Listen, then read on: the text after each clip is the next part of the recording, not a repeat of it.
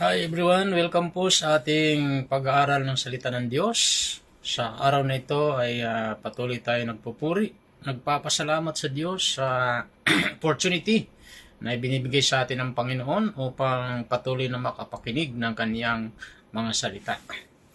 So, purihin ang Diyos. So, mag-prepare na po tayo para po sa ating paikinig ng Word of God. So, inyo na pong yayain ang lahat po ng mga miyembro ng iyong pamilya na sila po ay umupo na at makinig ng salita ng Panginoon. Amen. So, sa oras na ito, tayo po muna sumandaling yumuko at manalangin. Heavenly Father, we thank you once again sa mga oras na ito, Diyos, sa dakilang pribilehiyo, opportunity na kami muli ay makapakinig na iyong salita. Salamat o Diyos, hallelujah, sa oras na ito, patuloy namin pinagkakatiwala sa iyo, Panginoon, ang kabuuan ng paikinig namin na ito na yung salita. Salamat po na lahat po ng aming mapapakinggan ay may tatanim ito ng malalim sa kalagitnaan ng aming puso. At ito po ay magsisilbing foundation ng aming spiritual na buhay. Maraming salamat po sa oras na ito at sa lahat po ng mga nakatune in. Sa oras na ito, Panginoon, iunat nyo rin po ay yung mapagpalang kamay sa buhay ng bawat isa sa pangalan ni Jesus. At sa oras na ito, Panginoon, ay nais po naming alalahanin sa panalangin. O Diyos, ang bayang Israel, patuloy o Diyos na ingatan nyo, Panginoon, ang iyong bayan at patuloy na palibutan na yung mga warring angels, Panginoon, ang bayang Israel, O Lord God, at kubiran na yung banal na dugo sa pangalan ni Kristo Jesus. Salamat po na matigil na po ang digmaan na ito sa Israel, Panginoon. Maghari ang kapayapaan, magkaroon po ng mga pagkakasundo, pagkakaisa, Panginoon, pagmamahalan, O Diyos. Hallelujah, ang lugar na ito, Panginoon, in Jesus' name. Salamat din po, maging ang Ukraine ng Russia, matigil na rin po ang digmaan na ito sa pangalan ng Panginoon Jesus, O God. Magkaroon po ng kapayapaan sa buong Middle East, Lord, at sa buong mundo, Panginoon, in Jesus' name. Gayon din ang aming bayang Pilipinas. Patuloy rin po naming dinadalangin na patuloy nyo rin pagpalain ang bansang ito at panatilihin ang kapayapaan din po. Proteksyon sa bayang Israel, Lord, o sa bayang Pilipinas. At patuloy namin inangkin din po ang propesya mo sa bayang ito na ang Pilipinas ay maging food basket of Asia, number 1 America of Asia, head nation, Panginoon. Lord, salamat po. Patuloy buksan ang pintuan ng kalangitan sa bansang Pilipinas, Lord, mula Luzon, Visayas, at Mindanao. Thank you, Lord. Hallelujah.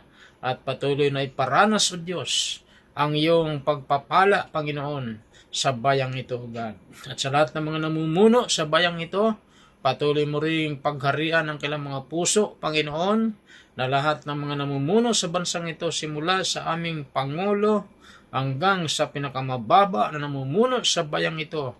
Lord, I declare lahat po sila ay mga God-fearing, Lord, in Jesus' name. Salamat po, Diyos. Purihin ka at patuloy mo ring pagpalain ng ekonomiya ng bayang Pilipinas, Panginoon. Lord, we thank you. We glorify your holy name. In Jesus' name, this is our prayer. Amen. Amen. Amen. Purihin ang Diyos. So, welcome po sa lahat ng mga nakatune in sa oras na ito. At sa kabuuan ng Jesus Christ Saves Global Outreach Church Camarine Family. Welcome everyone. At sa lahat po ng mga nakatune in sa oras na ito all over the world, all over the Philippines, welcome everyone. Amen. So, sa oras na ito, tayo po'y dadako na sa ating pag-aaral ng salita ng Diyos. Kunin na po natin ating mga Bible, ballpen. Okay, at atin na pong buksan ang ating Bible dito po sa Book of Luke, chapter 19, verse 10. Sabay-sabay nating basahin. So sabi dito, for the Son of Man has come to seek and to save that which was lost. Tagalogin natin, ang anak ng tao ay naparito upang hanapin at iligtas ang naligaw. Lord, once again, thank you sa iyong mga salita ang aming mapapakinggan sa oras na ito. Holy Spirit, thank you. You are a great teacher sa aming pag-aral na ito na yung salita. Tulungan niyo po ako, Lord, na ma-share ko po ang iyong salita hanggang sa katapusan without interruption, Lord. We thank you. We glorify your holy name. In Jesus' name, Amen. Amen. Amen. So, ang title na nais ko pong i-share ngayong oras na ito ay pinamagatan ko pong Some Reasons Why Jesus Came into the World. So, mga ilang kadahilanan bakit si Jesus naparito sa sanlibutan. So, I would like to share to you 8 major reasons o 8 to 9 major reasons why Jesus came into the world. Okay, so kung hindi ko man po ito matapos, ay pwede gagawin po nating part 2. Magkakaroon po tayo ng part 2.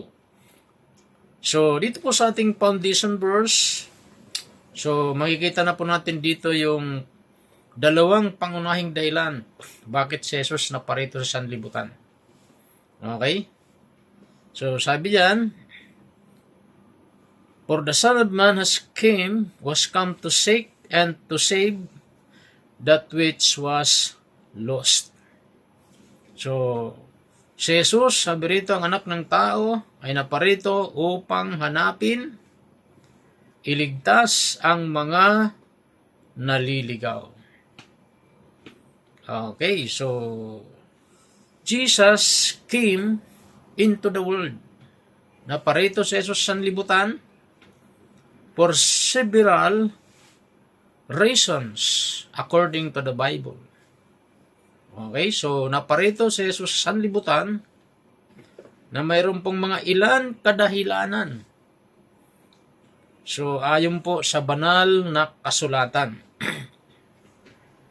So, ang tanong natin, ano ang mga ilang kadahilanan?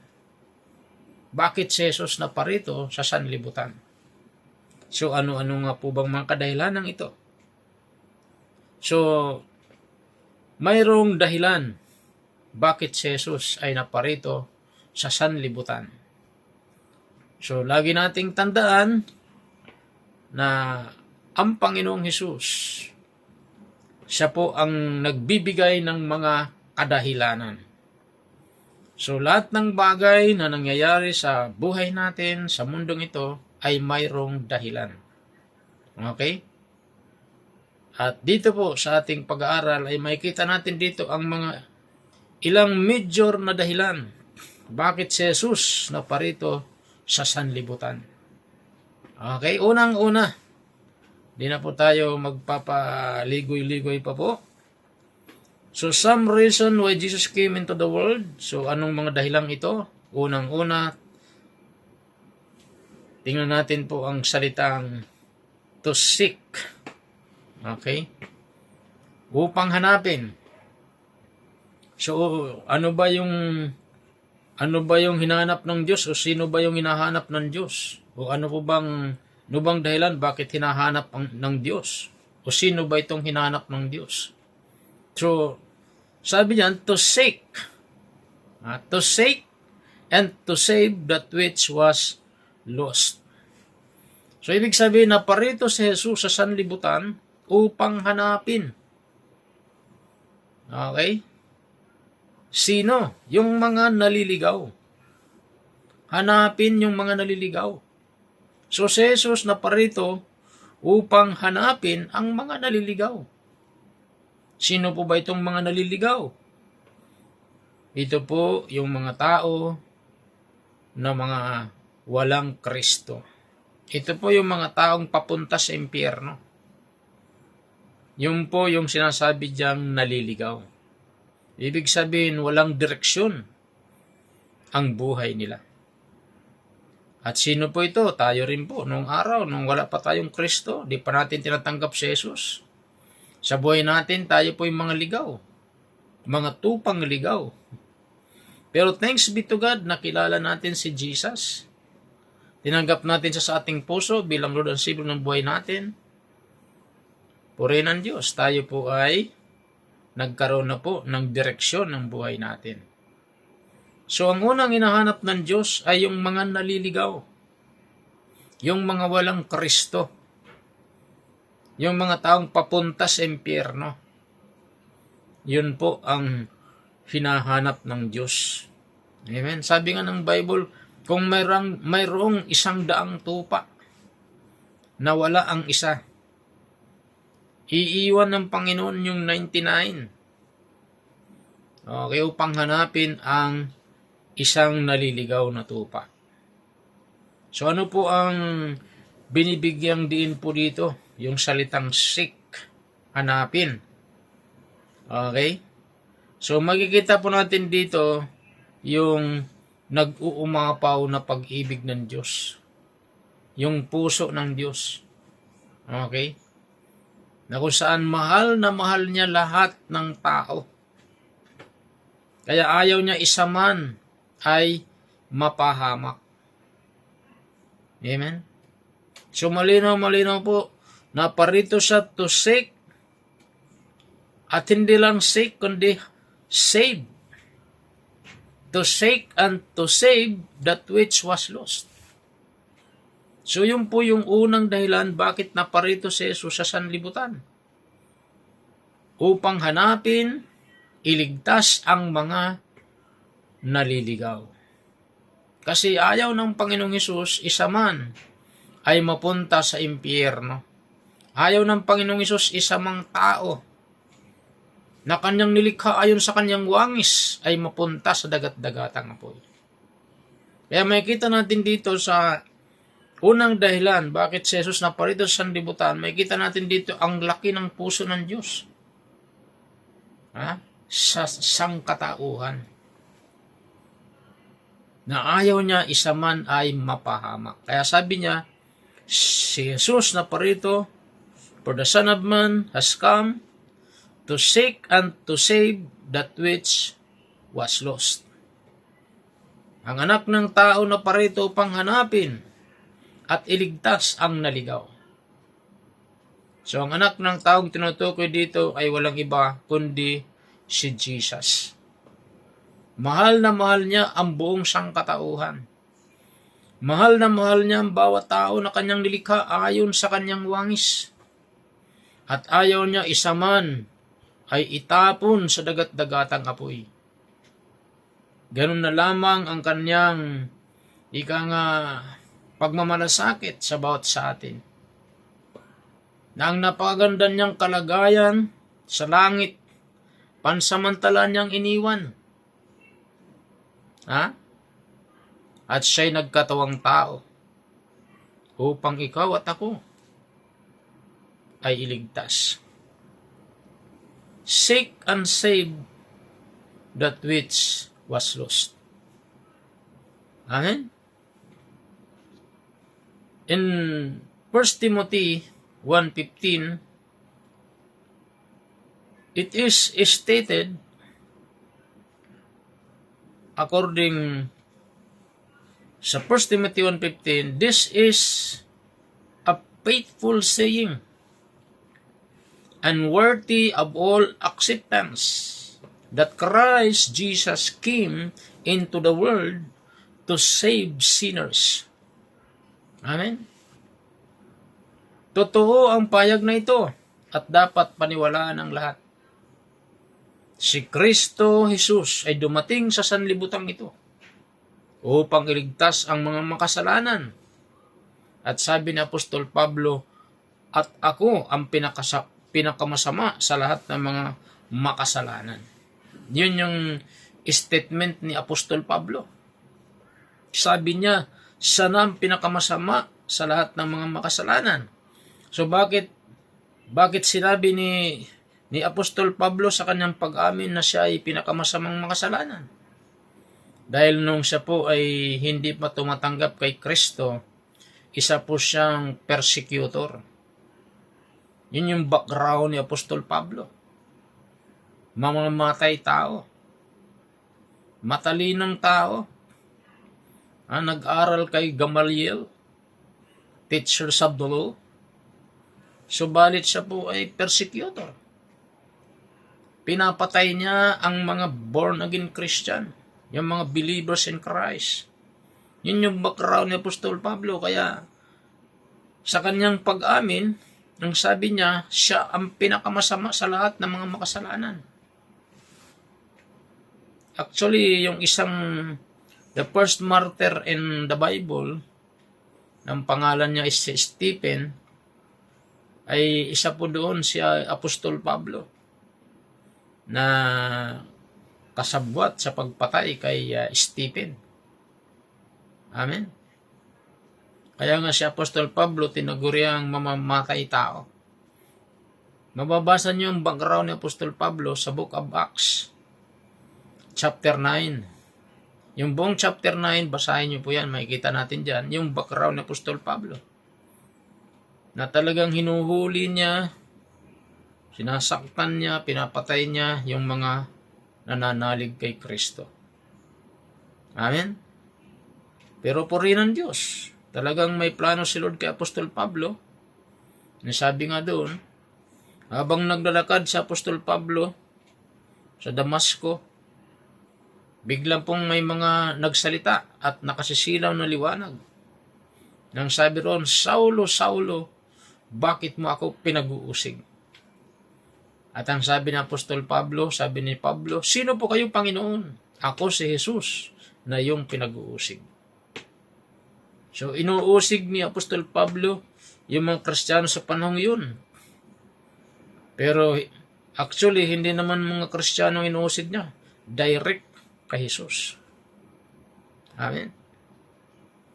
So, yun po ang katotohanan. Kaya, talagang may plano si Lord kay Apostol Pablo. So, sabi ng Bible, si Apostol Pablo po, ang pangalan niya po noon ay Saulo. At nung makonvert siya into Christianity, siya po ay pinangalanan ng Diyos ng Pablo. Ang ibig sabihin ng Pablo ay apostol ni Kristo o apostles of Christ, sent by God o sugo ng Diyos. Okay, so na-born again po si Apostol Pablo, na-convert siya into Christianity on that time. Okay, at sabi nga, nasubasub siya sa lupa, and then 3 days, hindi siya makakita. Nagkaroon po ng encounter si Paul sa Panginoon. Kaya sabi ng Panginoon kay Ananias, Ananias, puntahan mo si kapatid na Saulo. Patungan mo siya ng kamay. So nung una, nag-retaliate pa si Ananias kasi alam na Ananias na si Apostol Pablo ay mamamatay tao. Pero sabi ng Diyos, puntahan mo si kapatid na Pablo. At dahil nga si Ananias ay alagad ng Panginoon, so sabi ng Panginoon, o sabi ng Bible, pinuntahan ni Ananias si Pablo. At pagdating doon, sabi ni Ananias, kapatid na Pablo, pinapapunta ko dito ng Panginoon. So pagpatong niya ng kamay sa ulo ni Saulo, may nalaglag po ng mga kaliskis sa kanyang mga mata. And immediately, siya po ay nakakita. Nanumbalik po ang kanyang paningin. At pagkatapos po noon, siya po ay na-convert into Christianity. Na-born again. Dati masigasig siya para pumatay. Pero ngayon, nagkaroon ng dramatic change. Wow! Siya na po ay masigasig to preach the gospel. Kaya nga lumabas sa kanyang bibig sa Book of Romans 1:16, ang sabi niya, For I am not ashamed the gospel of the Lord Jesus Christ, for it is the power of God unto salvation to those who believe, first to the Jew and also to the Greek. Yan na si Apostol Pablo. Mayroon na pong pagbabago. At siya po ngayon ay masigasig na to preach the gospel. Siya ay masigasig na para hanapin at iligtas ang mga nawawala, ang mga naliligaw, kagaya ng ginagawa ni Jesus. Jesus came to seek and to save that which was lost. Kaya kung ikaw ay na-born again na nakikinig ngayon, tinanggap mo na si Jesus as your Lord and personal Savior, gayahin natin sa Apostol Pablo. Preach the gospel. Don't be ashamed to share the gospel, to testify about Christ. Don't be ashamed. So huwag tayong mahiya. Pangaral natin ang Panginoon. Kagaya ng Apostol Pablo na siya mag-convert into Christianity. Kung ano yung mission ni Lord na hanapin, iligtas ang mga nawala, ganun na rin pong mission natin. That's our mission also, to seek and to save that which was lost.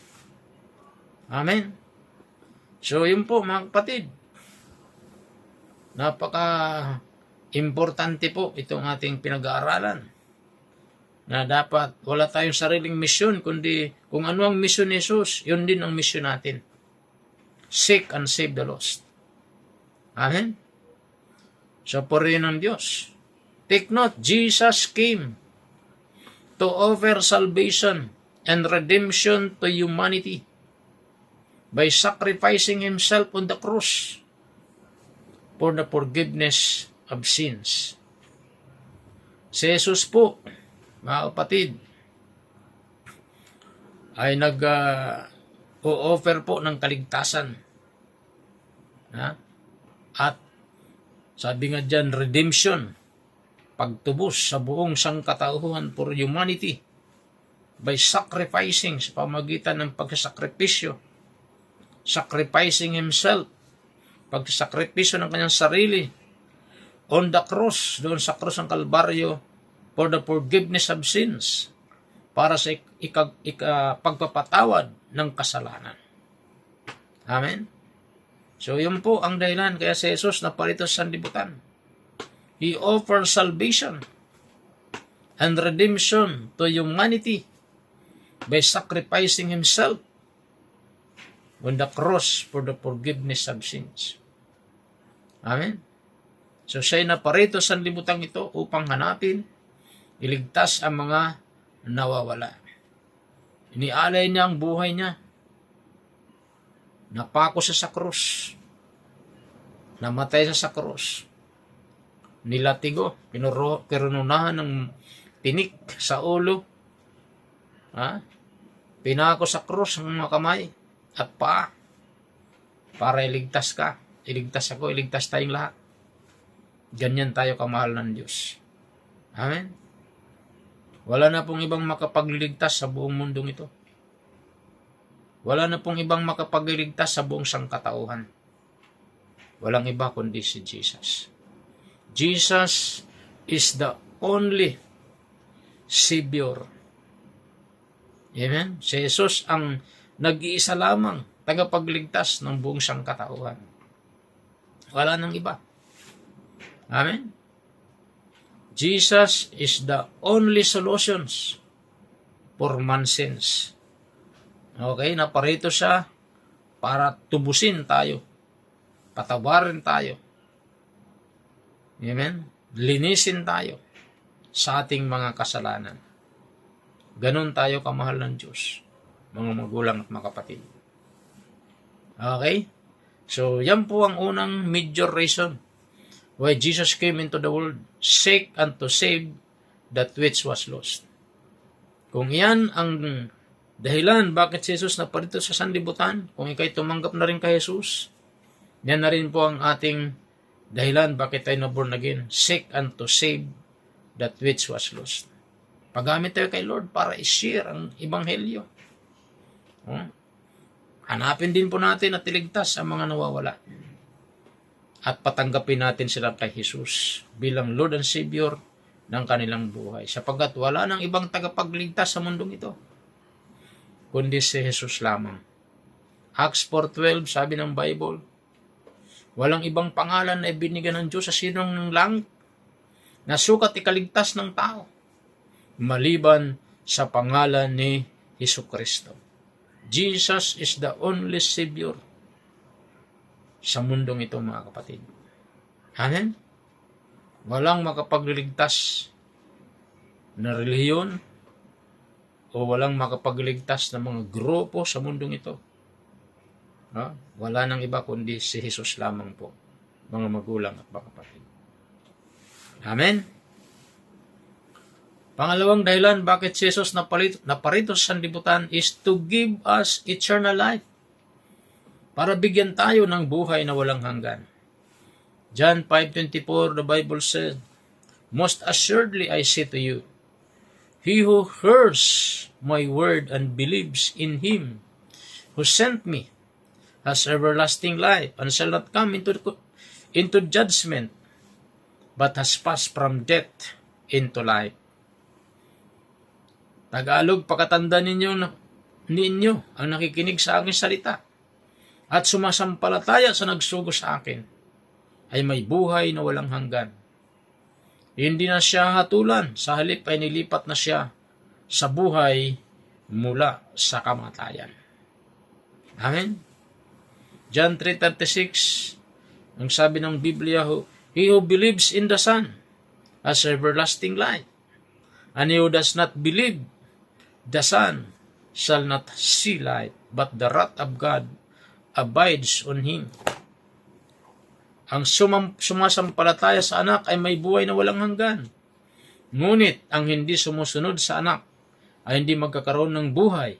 Sa halip, manatili sa kanya ang puot ng Diyos. Amen?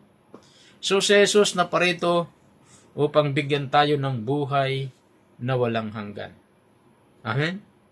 So ang buhay na walang hanggan ay wala sa mga kayamanan ng mundong ito, wala sa mga ginto at pilak, wala sa mga diamonds, wala sa mga academics, okay?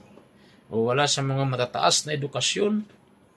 Kahit napakataas ang pinag-aralan mo at napakaraming kang degree, hindi tayo maililigtas ng mga degree ng mundong ito o ng mga matataas na edukasyon o pagpinag-aralan o mga kayamanan, karangyaan, kasikatan. Wala dyan ang kaligtasan, wala dyan ang eternal life, sa mga kayamanan ng mundong ito, sa mga ari-arian ng mundong ito, wala dyan ang kaligtasan. Lahat yan iiwanan lang sa lupang ito. Na kung saan yan ang mga ina-admire ng maraming mga tao, magkaroon ng maraming mga kayamanan, lahat yan ay iiwanan lang sa mundong ito. Lahat yan ay mga temporary. Okay? So wala dyan ang kaligtasan. Ang kaligtasan, ang buhay na walang hanggan ay na kay Jesus lamang. Kaya dapat siya ang ating pag-ukulan ng mas maraming panahon. Ang ating pag-ibig sa Diyos, pagsunod sa Diyos, pananampalataya sa Diyos, pananalig sa Diyos. Okay? At paglilingkod sa Panginoon. Okay? So, ang eternal life ay na kay Jesus po lamang yan. Wala nang iba. Romans 6:23, sabi roon, for the wages of sin is death, but sabi roon, the gift of God is eternal life through our Lord Jesus Christ. Amen? So, ang regalo ng Diyos na buhay na walang hanggan ay matatagpuan lamang kay Hesus Kristo. Purihin ng Diyos. Yun po yung pangalawang dahilan bakit siya naparito sa sanlibutan. Amen? So, kabisado na po natin ang famous na chapter na ito and verse, John 3:16, famously declares, for God so loved the world, He gave His only begotten Son, whosoever believeth in Him should not perish but have eternal life. Very clear. Eternal life ay naka Jesus. Take note, Jesus came to demonstrate God's immense. Okay, pag sinabing immense, that means supreme good. So Jesus came to demonstrate God's immense or supreme good love for humanity by offering Himself as a sacrifice. Amen? So, naparito sa Jesus upang kanyang ipakita ang pinakamataas, supreme good, supremely good. Yan. God immense love for humanity by offering Himself as a sacrifice. Romans 5:8, the Bible says, but God demonstrates His own love towards you, towards me, towards us. In that while we were still sinners, Christ died for us. Hallelujah. Ngunit ipinadama ng Diyos ang kanyang pag-ibig sa atin nang mamatay si Kristo para sa atin nung tayo makasalanan pa. Amen. So ipinadama ng Diyos ang kanyang pag-ibig, hallelujah, sa atin nang siya'y mamatay sa krus. So ganyan tayo katindi na minahal ng Diyos. Talagang supremely good. Hallelujah. Amen. 1 John 3:16, by this we know love because He laid down His life for us, and we also ought to lay down our lives for the brethren. Dito natin makikilala ang tunay na pag-ibig. Inialay ni Kristo ang kanyang buhay para sa atin. Kaya dapat din nating ialay ang ating buhay para sa kapatiran. So, makikita natin dito ang tunay na pagmamahal ng Diyos sa iyo at sa akin. Inialay ni Jesus ang buhay niya para sa iyo, para sa akin, namatay siya sa krus. Tiniis niya ang hirap para lang ikaw at ako ay iligtas sa tiyak na kapahamakan sa impyerno. Hallelujah. So yun po ang pangatlong dahilan bakit si Jesus naparito sa libutan. Upang i-rebel. Okay? Pag-i-rebel yung kanyang pagmamahal. Yan. So ulitin lang po natin. Ano yung mga ilang dahilan bakit si Jesus naparito sa libutan? First is to seek and to save that which was lost. And the second, to give us eternal life.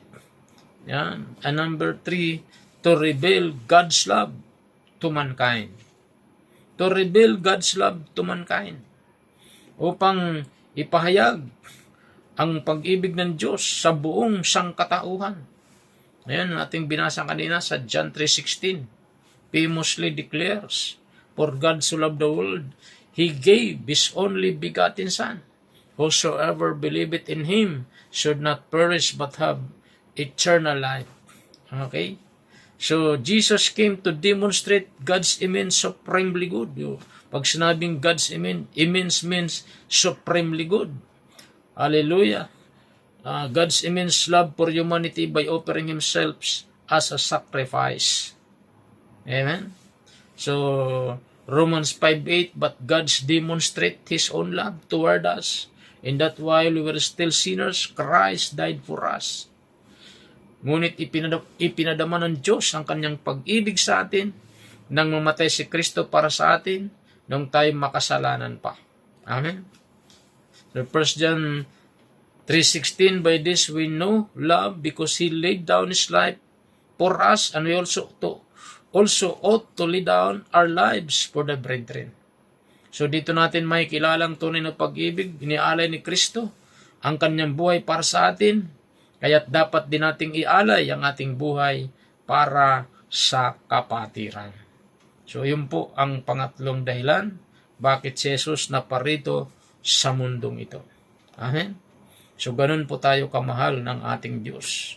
And number 4 na reason bakit naparito si Jesus sa libutan, to preach the gospel. Upang ipangaral ang mabuting balita. Amen? In the book of Mark chapter 1:38, sabi roon, Jesus said, let us go into the next towns that I may preach. Okay? Preach there also, because for this purpose I have come forth. Amen?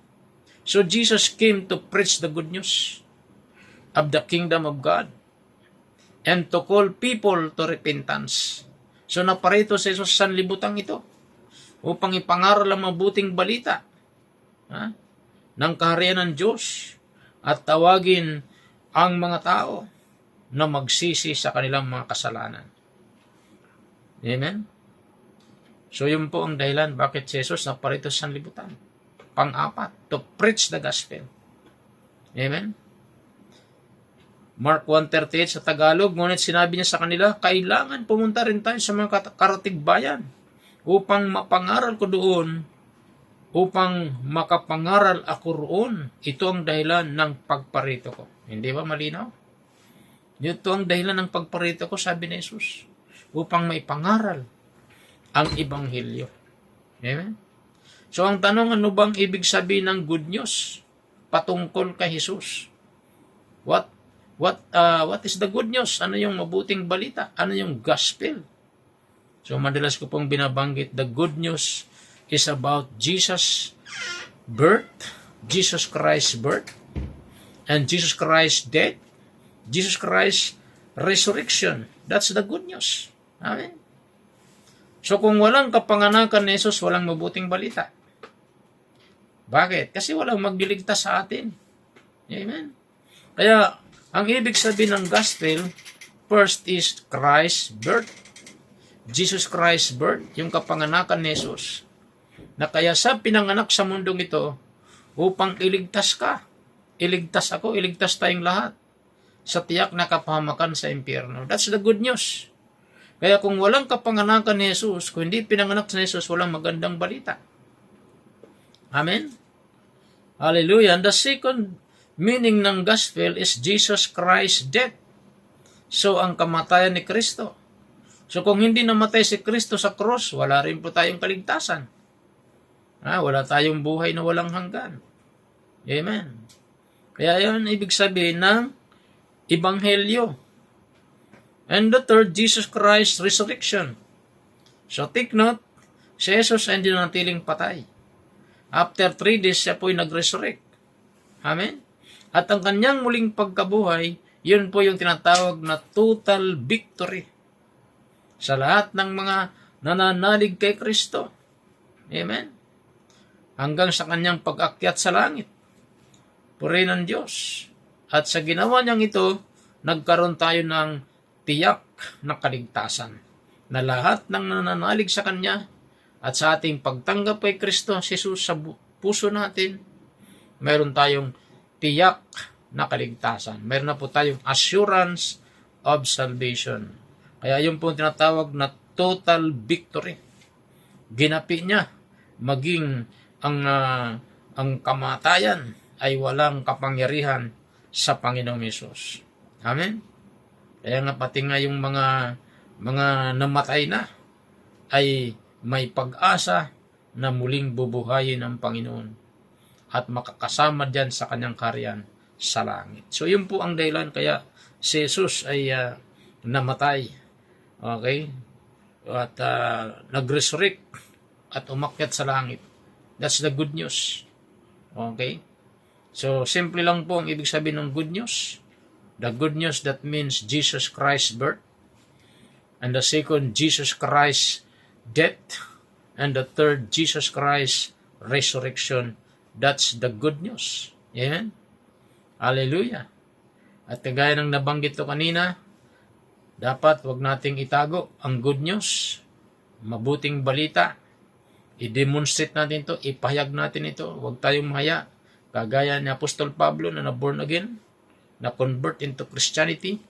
At sinabi ni Paul, "For I am not ashamed the gospel of the Lord Jesus Christ, for it is the power of God unto salvation to those who believe, first to the Jew, and also for the Greek." Amen? So, don't be ashamed. Dapat mayroon tayong lakas ng loob to share the gospel. Share natin na si Jesus nagpapagaling, nagliligtas, siya ang daan patungo sa kaligtasan, nagbabago ng buhay. Preach natin si Jesus, na siya po'y nagbibigay ng buhay na walang hanggan, nagbibigay ng pag-asa, kapayapaan. Amen? Yan po ang mabuting balita na si Jesus nagbibigay sa atin ng pag-asa. Amen? That's the gospel. So huwag natin kahiyayan, kagaya ni Apostol Pablo. Take note, kung si Jesus ay nangaral ng good news sa kanyang pagparito sa sanlibutan, tayo din po na mga anak ng Diyos ay inutusan ng ating Panginoong Hesus ng mangaral ng Ebanghelyo. So we need to preach the gospel. Huwag po tayong mahiya. Anong utos ng Panginoong Hesus? Mark 16:15, ang sabi niya, and he said to them, "Go into all the world, preach the gospel to every creature." So ipangaral natin ang Ebanghelyo sa lahat ng nilalang. Matthew 28:18-20, Jesus said, and Jesus came and spoke to them, saying, all authority has been given to me in heaven and on earth.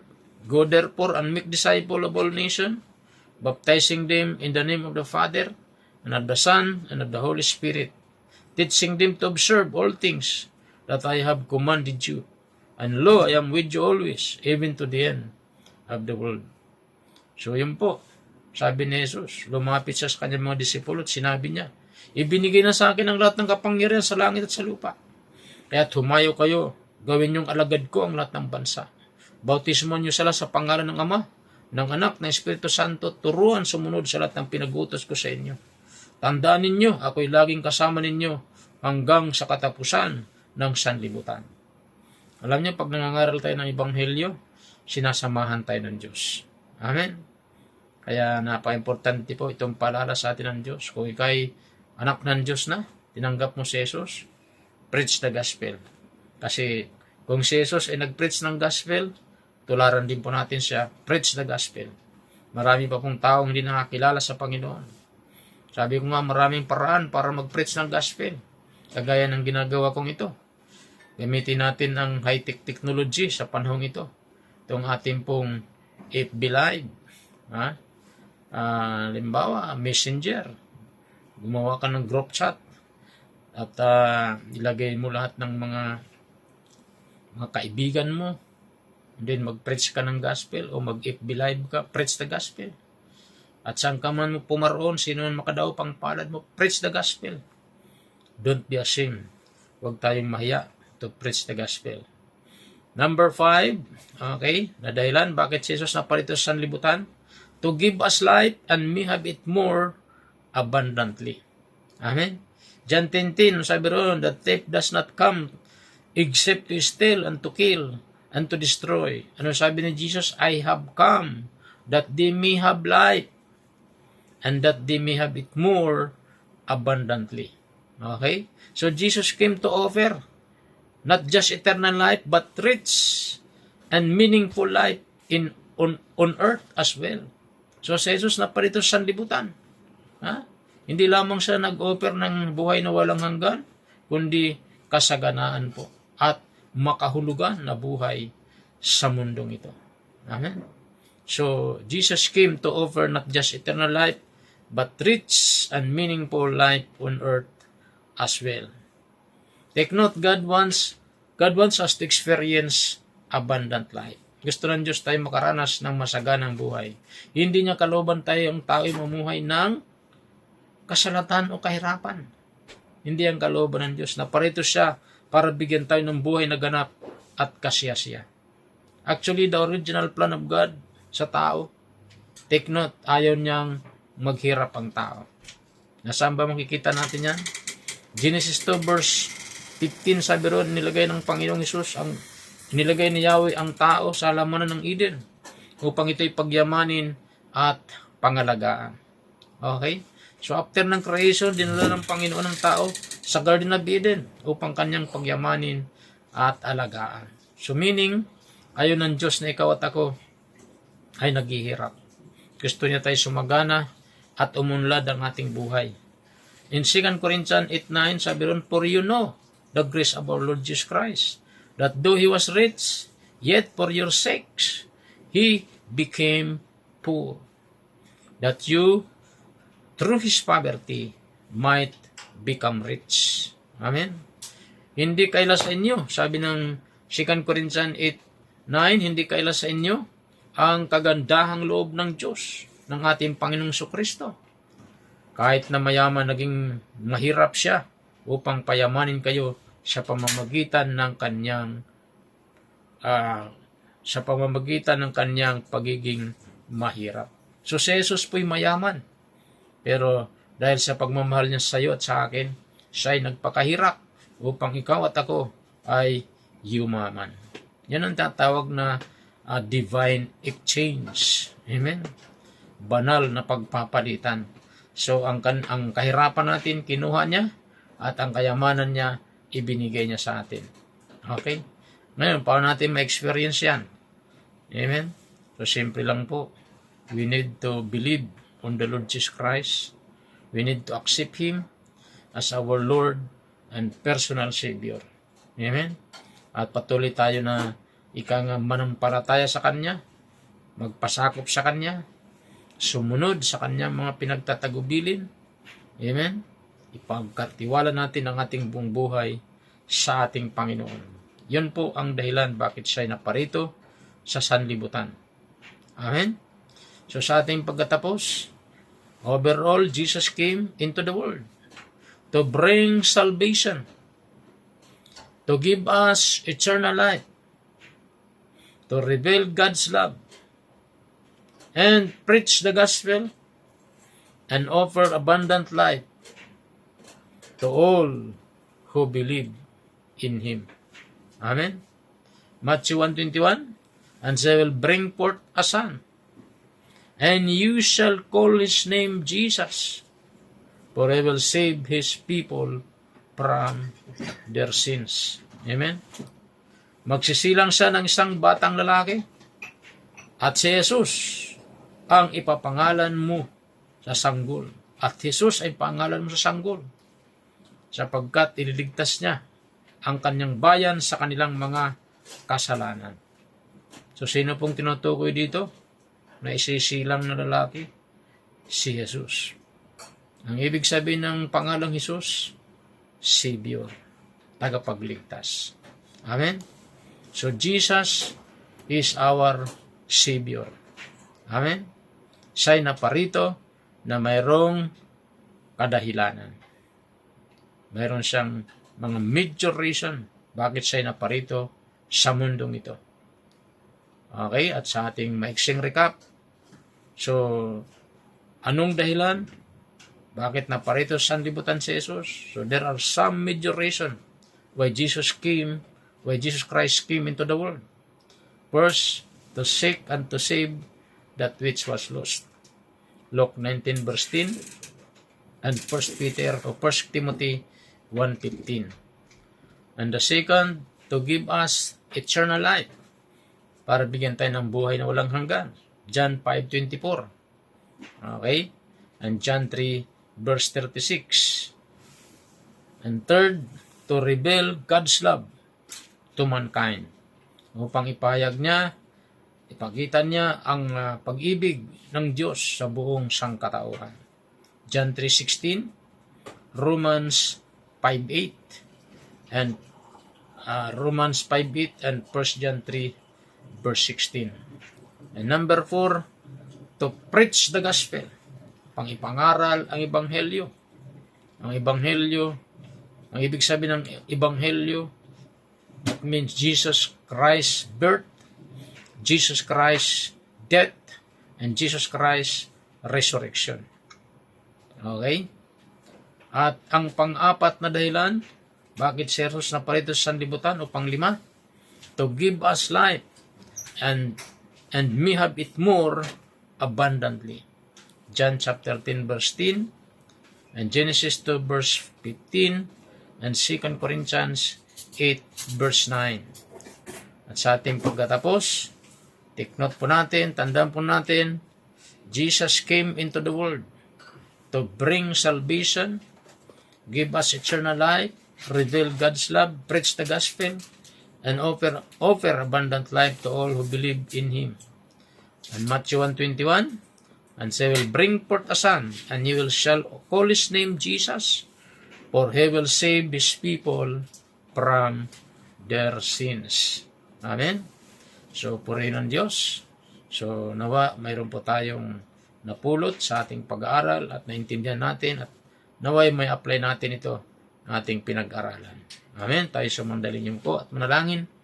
Lord, maraming salamat sa iyong mga salita na aming napakinggan sa oras na ito, na ikaw ang Diyos na may mga kadahilanan, kay naparito sa sanlibutan na mayroong kang dahilan ng Diyos upang kami iligtas, Panginoon, sa tiyak na kapahamakan sa impyerno. Bigyan, Panginoon, ng buhay na walang hanggan. Hallelujah. Salamat po sa mga paalaala mong ito sa iyong salita. Dalangin din po namin na lahat na ito, na aming mga natutunan, ay may apply namin sa aming buhay, Panginoon. Maraming salamat po, Diyos. Purihin na yung pangalan ng God. Hallelujah. At sa oras na ito, taas lamang natin ating mga kamay. Sundan nating maiksing panalangin nito. Sabihin natin, Panginoong Diyos, na makapangyarihan sa lahat, lumalapit ako sa iyo. Nagpapakumbaba sa iyong harapan. Humihingi po ako ng tawad sa lahat ng mga nagawa kong kasalanan. Linisin niyo po ako ng banal na dugo. Binubuksan ko ngayon ang aking puso. Tinatanggap kita, Panginoong Hesus, bilang aking Panginoon at sariling tagapagligtas. Isulat niyo po ang aking pangalan sa aklat ng buhay. Pangalan ni Jesus, at tulungan niyo po ako na makasunod sa iyong banal na kalooban habang ako'y nabubuhay. In Jesus' name, ito ang aking dalangin. Amen. Amen. Ako na lang po manalangin, Lord. Thank you. Sa lahat ng mga tumanggap sa oras na ito, pagpalain niyo po sila. Patuloy lang maranasan, Lord, ang buhay, Panginoon, na kaugnay sa iyo. Manatili sila sa iyo, Panginoon, at lubos ang kailang makilala sa malalim at Bibliang kaparaanan. Salamat po, Diyos. Hallelujah. Ganyan din lahat na nakinig niyo salita ngayong oras na ito. Unat niyo rin po yung mapagpalang kamay sa buhay ng bawat isa.